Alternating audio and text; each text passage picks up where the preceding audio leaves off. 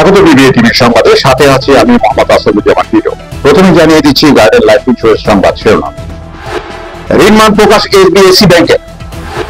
বাংলাদেশি কাপড় ও পাটজাত পণ্য আমদানিতে ভারতের নিষেধাজ্ঞা। দরপতনের শীর্ষে এফএএস ফাইন্যান্স। দর বৃদ্ধির শীর্ষে ড্রাগন সোয়েটার। মার্কেন্টাইল ইন্স্যুরেন্সের বার্ষিক সাধারণ সভা অনুষ্ঠিত।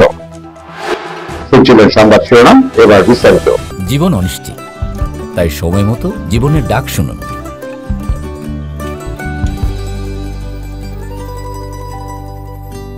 পুঁজিবাজারে তালিকাভুক্ত এসবিএসি ব্যাংক এলপিসি সর্বশেষ ঋণ মান প্রকাশ করেছে। দেশের অন্যতম শীর্ষ ক্রেডিট রেটিং প্রতিষ্ঠান credit rating information and services limited ব্যাংকটি ঋণ মান নিম্নরূপ করেছে। গত 31শে ডিসেম্বর 2024 তারিখে সমাপ্ত হিসাব বছরের নিরীক্ষিত আর্থিক প্রতিবেদন এবং 31শে মার্চ 2025 তারিখে সমাপ্ত প্রান্তিকের জানুয়ারি 2025 এবং মার্চ 25 অনিরীক্ষিত আর্থিক প্রতিবেদন ও সংশ্লিষ্ট অন্যান্য তথ্যের ভিত্তিতে এই মান নির্ধারণ করা হয়েছে। এসবিএসি ব্যাংক সূত্র এই তথ্য জানা গেছে।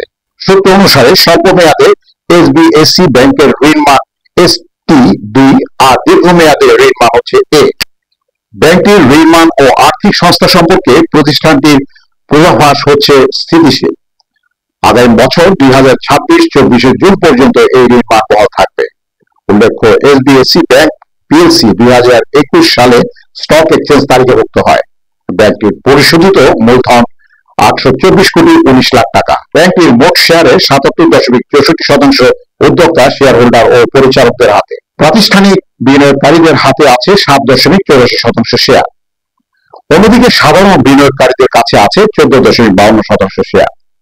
স্থলবন্দর দিয়ে বাংলাদেশের তৈরি কাপড়, পাট ও সুতার পণ্য আমদানিতে নিষেধাজ্ঞা দিয়েছে ভারত। শুক্রবার 27 জুন ভারতের বৈদেশিক বাণিজ্যিক অধিদপ্তরের মহাপরিচালক এক বিবৃতিতে এ তথ্য জানিয়েছেন। বিবৃতিতে জানানো হয়, ভারত স্থলবন্দর দিয়ে বাংলাদেশ থেকে কোনো পণ্য আমদানি করবে না, তবে নাহবাস সেবা সমুদ্র বন্দর দিয়ে নির্দিষ্ট কিছু পণ্য আমদানি করা যাবে। এসব পণ্যের মধ্যে রয়েছে পাটজাত পণ্য, একাধিক ভাঁজের বোনা কাপড়, একক সংসুতা পাটের একক সুতা, ব্লিচ না করা পাটের বোনা কাপড়। এর আগে গত মে মাসে ভারতের স্থলবন্দর দিয়ে বাংলাদেশের তৈরি পোশাক আমদানিতে নিষেধাজ্ঞা দেয় ভারত। এতে বাংলাদেশের পোশাক রপ্তানি খাতে বিরূপ প্রভাব পড়ে। সপ্তাহের শেষ কার্য দিবস বৃহস্পতিবার দেশের প্রধান পুঁজিবাজার ঢাকা স্টক এক্সচেঞ্জে লেনদেন অংশ নেওয়া কোম্পানিগুলোর মধ্যে সবচেয়ে বেশি দর কমেছে এফএএস ফাইন্যান্স অ্যান্ড ইনভেস্টমেন্ট লিমিটেডের। ঢাকা স্টক এক্সচেঞ্জের সূত্রে এ তথ্য জানা গেছে। সূত্র মতে ওই দিন কোম্পানিটির শেয়ার দর আগের তুলনায় 20 পয়সা বা 6.66% কমেছে, যার ফলে আজ ডিএসএর দর পতনের শীর্ষ তালিকায় প্রথম স্থানে স্থান নিয়েছে ওই কোম্পানির শেয়ার। দর পতনের শীর্ষে তালিকার দ্বিতীয় স্থানে থাকা ফারিস্ট ফাইন্যান্স দর কমেছে আগের তুলনায় 5.55%, আর 4.16% দর কমে যাওয়ার পতনের শীর্ষ তালিকায় তৃতীয় স্থানে জায়গা নিয়েছে ফ্যামিলি টেক্স লিমিটেড। এছাড়া আজ ডিএসইতে দর পতনের শীর্ষ তালিকায় থাকা অন্যান্য কোম্পানির মধ্যে Dhaka bank, EVL first mutual fund, Khulna printing, north jute, ICB, AMCL অগ্রণী ব্যাংক মিউচুয়াল ফান্ড এবং সিল্কো ফার্মাসিউটিক্যালস লিমিটেড। সপ্তাহের শেষ কার্যদিবস বৃহস্পতিবার দেশের প্রধান পুঁজিবাজার ঢাকা স্টক এক্সচেঞ্জ লেনদেনের অংশ নেওয়া কোম্পানিগুলোর মধ্যে দর বৃদ্ধির শীর্ষে উঠেছে dragon sweater limited. Dhaka stock exchange সূত্রে এ তথ্য জানা গেছে। সূত্র মতে ওই দিন ডিএসইতে কোম্পানির শেয়ার দর বেড়েছে 90 পয়সা বা 10%। দর বৃদ্ধির দ্বিতীয় স্থানে রয়েছে লিগ্যাল সি ফুটওয়্যার। শেয়ারটির দর 9.94% বেড়েছে। আর তৃতীয় স্থানে থাকা দেশ গার্মেন্টস এর দর বেড়েছে 9.93%। ওই দিন দর বৃদ্ধির শীর্ষে উঠে আসা অপর কোম্পানিগুলো হলো DBH first mutual fund, Exim bank first mutual fund, NBL first mutual fund, national tubes Islamic finance, eastern cables এবং Rahima food corporation limited. Mercantile Islamic insurance PLC 29তম বার্ষিক সাধারণ সভা বৃহস্পতিবার অনুষ্ঠিত হয়। সভাটি হাইব্রিড পদ্ধতিতে পাশাপাশি ভার্চুয়াল প্ল্যাটফর্মে অনুষ্ঠিত হয়।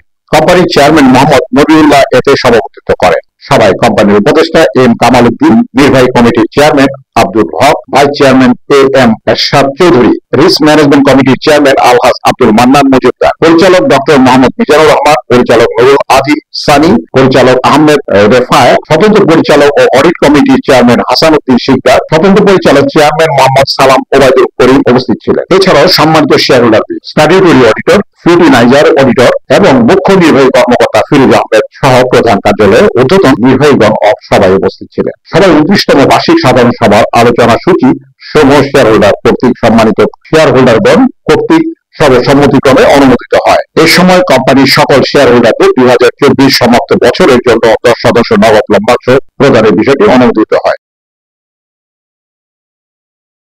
সংবাদ শেষ করব, যাওয়ার আগে শিরোনামগুলো জানিয়ে দিচ্ছি আরো একবার। ঋণ মান প্রকাশ এসবিএসসি ব্যাংকের। বাংলাদেশি কাপড় ও পাটজাত পণ্য আমদানিতে ভারতের নিষেধাজ্ঞা। দরপতনের শীর্ষে এফএএস ফাইন্যান্স। দর বৃদ্ধির শীর্ষে ড্রাগন সোয়েটার। মার্কেন্টাইল ইন্স্যুরেন্সের বার্ষিক সাধারণ সভা অনুষ্ঠিত। বিবিএ টিভি সংবাদ এই পর্যন্তই। সর্বশেষ সংবাদ জানতে ভিজিট করুন youtube/BBA TV এবং ফেসবুকে লগ ইন করুন facebook/BBA TV। এছাড়াও আমাদের ওয়েবসাইট ভিজিট করুন www.bbtv.news। এতক্ষণ সঙ্গে থাকার জন্য ধন্যবাদ।